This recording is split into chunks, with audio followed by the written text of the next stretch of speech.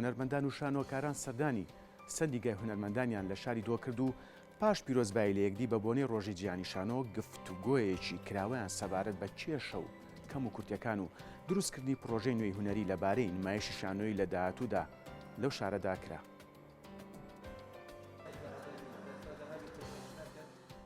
کۆمەکە هونەرمەند و شانۆوانên دهۆکن. سەردانا سندیکا هونەرمەندên Kurdistanê Leqê dihokîne ji bo lêkpîrozkirina Roja Cîhaniya Şanoyê û her wisa bû guhandina pêşniyar û lewgezindeyên xwe. لوا جی افروکا کمک هنرمند آلویری آماده و اندام سندیکای وی روژه کیف پوشی جبر مها رمضان پیروز چالاکین پراکتیک نهاتین انجام دان لیبتن حضورک و خارنا گاشرینیه دیسان وکو بزاو چالاکین مین افروکا و بین راگهاندن پتر دلیوی دیدین بر پرس ناوند شانوه السر اوی چالاکیا آنکو بجنوی پروژه ما دراست کری کو بیتا پتر پیشو برنا بزاوا خاندوانن شانوی و حرکا شانوی لواجی افروکاب خیرهاتنا همیات کم بناو لقادهوک خیرهاتنو پیروز بهوات کم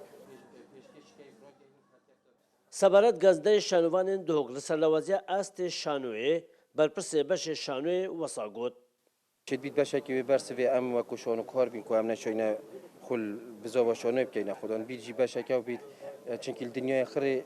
او هنر تایبت تو کی شانه او هنرن کو تخکا بینری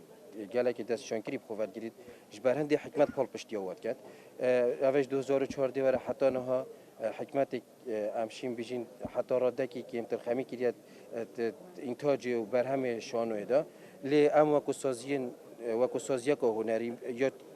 ملی مەهاتی مەیاشیای ئەم خۆل بزاوە شانۆی بکەین ناخودان بۆ پتر بزانیژی ئەم نەجیهەکی ئینتاجینە لێمە ئەو قۆناغچێکی مەدید فەراغا هەی بڕێکە سندیکۆی بڕێکە دام و دەستگەهێن یەت حکومی یەت پارێزگا هەدووکی ئەمیتشین وە بزاوە چالاکی ئەنجام بدەین. Piştî lêkpîrozkirina Roja Cîhaniya Şanoyê û gotûbêjkirin li ser bizava Şanoyê û çawaniya pitir giringîdan astê Şanoyê her wisa şîneheyên Roja Cîhaniya Şanoyê xwarin li ser durustkirina projeyekî bo pitir pêşxistina Şanoyê rêkeftin. Şêrwan Xedir Kursad News Duhok.